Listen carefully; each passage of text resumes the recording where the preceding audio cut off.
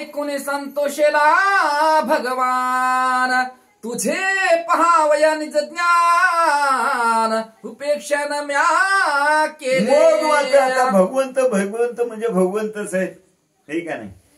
ते काय म्हणले, आती वक्र उक्ती करिता स्तवन, हे का नाही. वाकडं बोलू लागला म्हणजे आडवं बोलू लागला. ते बोललेलं ऐकल्यावर भगवंताला आनंद झाला आणि भगवंत म्हणले, बाबा तुझी उपेक्षा मी करणार नाही, हे का नाही.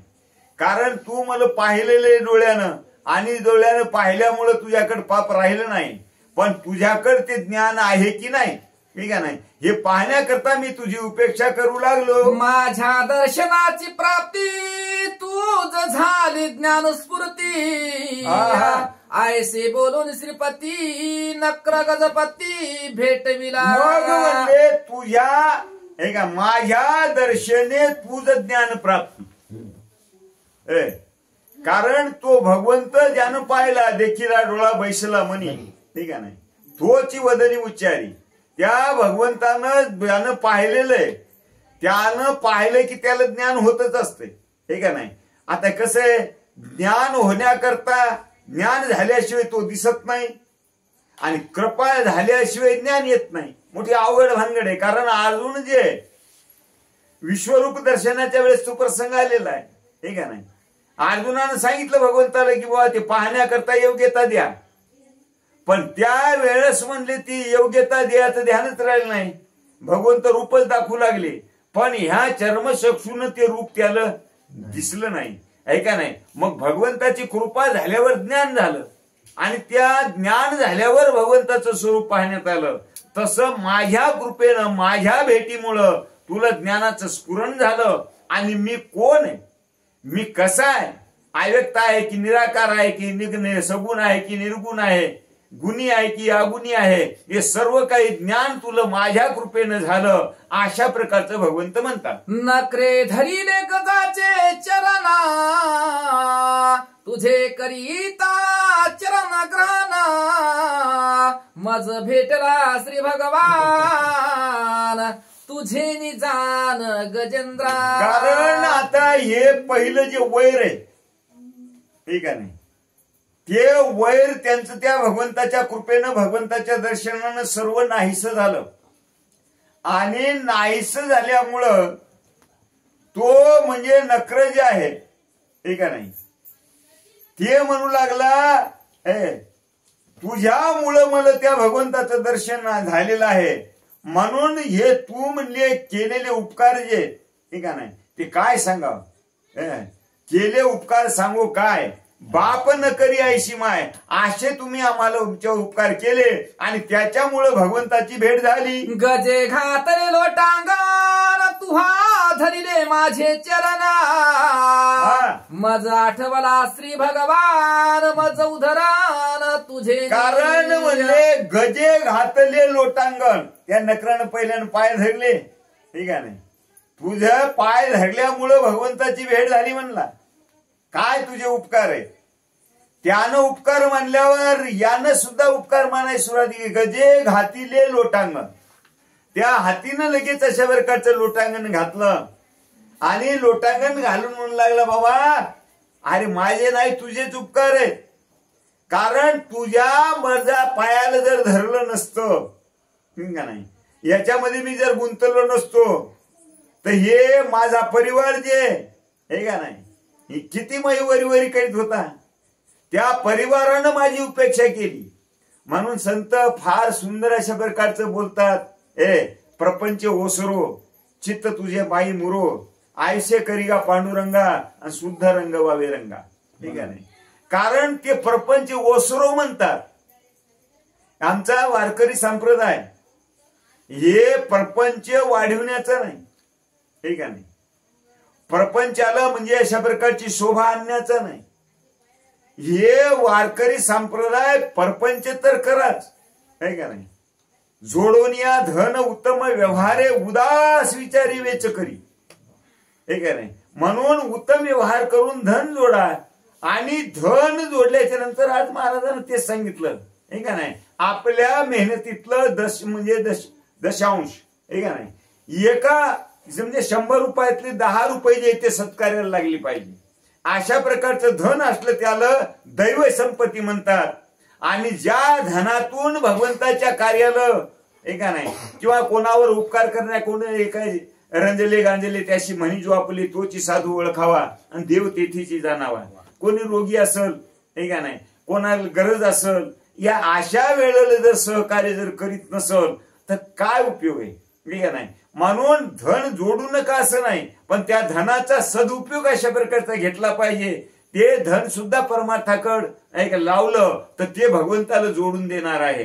पण म्हणले या ठिकाणी हे तुझ्यामुळे पाय धरला का नाही, सर्वांना माझी उपेक्षा केली आणि त्याने उपेक्षा केली म्हणून माझी ममता तुटली का नाही. आणि ती ममता तुटल्यामुळं ते तुटली कशामुळं, त्याला कारण तू आहेस म्हणला. तुझ्या पाय जर धरला नसता हे पसारा मला सोडून जात नव्हता, आणि हे पसारा सोडून नसता गेला तर मी देव देव करीत नसतो का नाही. म्हणून दुःख ते देईल सर्व सुख फळ, होतील शीतळ अग्नी ज्वाळा.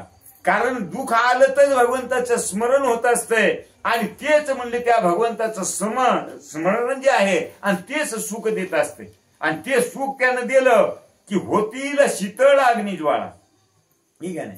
शीतळ अशा प्रकारच्या अग्निज्वाळा ज्या आहेत या सुद्धा शीतळ होतात. म्हणून अशा प्रकारचं हे जे दिसायला पहिल्यानं दुःख दिसलं, पण हे तुझे पाय धरला हे तुझे उपकार आहेत, आणि त्याच्यामुळे भगवंताचं मी स्मरण केलं आणि त्या स्मरणाचा अशा प्रकारचा परिणाम झाला की भगवंत धावून आला, तुझाही उद्धार झाला आणि माझाही उद्धार झाला. ये राचा उपकार परस्परे मानती थोरा, श्रीहरी भेटला साचार पूर्ववैर उपशमी. मग म्हणले एकमेकाचा मानिती उपकार ठीक आहे नाही, एकमेकाचा उपकार मानू लागलेले आहेत. आणि ते उपकार मानू लागले कशामुळं, या तुझ्यामुळं राम भेटला, तुझ्यामुळं हरीचं दर्शन झालं ठीक आहे नाही. आता आपणही तसंच आता आमच्या परमेश्वर महाराजाचं गडदेसरचं नाव घेतो, हे कशामुळं, त्याचे उपकार आहे.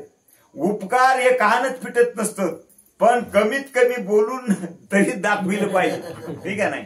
आणि तसं त्या ठिकाणी ते एकमेकाचे उपकार मानू लागले, आणि उपकार म्हणता म्हणता निर्वैर झाले. निर्वैर व्हावे सर्व हुतासवे ठीक आहे नाही. साधन बरवे हेची तरीच कृपा करील नारायण ठीक आहे नाही. तर म्हणजे अशा म्हणजे बाकीचं जे ते बडबड हे शी नाही. म्हणून निर्वैर होणं हे आमच्या संप्रदायामध्ये आमच्या संतांनी जे सांगितलेलं आहे हे सर्वांमध्ये अशा प्रकारचं मग साधन सोपं आहे. म्हणून अशा प्रकारचं कोणी जरी समजा आपला द्वेष काय तैसे निंदा आणि स्तुती मानू करून एके पांती विसरे प्राणवरती जनिवनी ठीक आहे. निंदे ते न घे स्तुती ते नसला घे आकाशानं लागेले पूजैसा. अशा प्रकारचं म्हणले जर झालं आणि त्याच्यामुळं कसं आहे जर निर्वैर झालं तर भगवंत म्हणले तरीच अंगीकार करील नारायण. बडबड तो शीन येणे ठीक आहे नाही, त्याच्याशिवाय भगवंत आपलंसं करून घेत नाही. म्हणून एकोण्याचा उपकार मानू लागलेत आणि तुमच्यामुळं आम्हाला हे घडलं असं बोलून दाखवू लागले. आम्ही तुम्ही दोघे जाण पूर्वी सखे बंधू ब्राह्मणा, धन दोभे शाप जाण गजन कृपन पावलो. मग म्हणले तुम्ही आम्ही कोण आहोत हे का नाही, सख्य भाऊन झालो पक्के वैरी. कशा करता हे का नाही, धना करता. कारण धन जे आहे या धनामुळं काय झालं, तुमच्या आमच्यामध्ये वैर निर्माण झालं. वैर निर्माण होण्याकरता धन स्त्री असे म्हणजे मान अशासाठी म्हणले अशा प्रकारचं वैर झालं. आपण होतो कोण, ब्राह्मण म्हणून त्या धनाकरता वैर झालं, आणि त्या वैरामुळं एकच जन्म नाही अनेक जन्म अशा प्रकारचे घ्यावं लागले. त्याही वैराची उपशांती आजी पावलो निश्चिती, पूर्व पैर वैर शांती भगवान मूर्ती भेटली. कारण म्हणले ते पूर्वीचं जे वैर आहे त्याही वैराची झाली शांती. म्हणजे ते वैर आता राहिलं नाही. कशामुळे राहिलं नाही, त्या भगवंताचं दर्शन झालं. रूपी जडले लोचन पायी स्थिरावले मन, देह भाव हरपला तुझं पाहता विठ्ठला ठीक आहे नाही. अशी आता अवस्था झालेली आहे. त्याच्यामुळं जे काही म्हणले अशा प्रकारचे जन्म आपण घेतलेले आहेत त्या सर्व जन्मातलं वैर जे ते आता शमन झालं म्हणजे नाहीसं झालं. आणि ते कशामुळे झालं तर त्या भगवंताच्या कृपेमुळे झालं. श्रीहरी समान समता दोघे पावलो स्वरूपता त्याही स्वरूपाची व्यवस्था यथार्थता अवधारी. कारण श्रीहरीच्या कृपेनं पावलो स्वरूपता. ठीक आहे ना. आता मुक्त्या चार आहेत समजायला पाठ येतात सांगण्याचं काही हे नाही. स्वरूपता सलुकता समीपता आणि साविजता. ठीक आहे. मग यांना आपल्याला जे मुक्ती मिळालेली आहे ती कोणती मिळालेली आहे स्वरूपता मुक्ती. ठीक आहे. मग ते स्वरूपता मुक्ती म्हणजे काय त्या भगवंतासारखंच रूप प्राप्त होणं. ठीक आहे.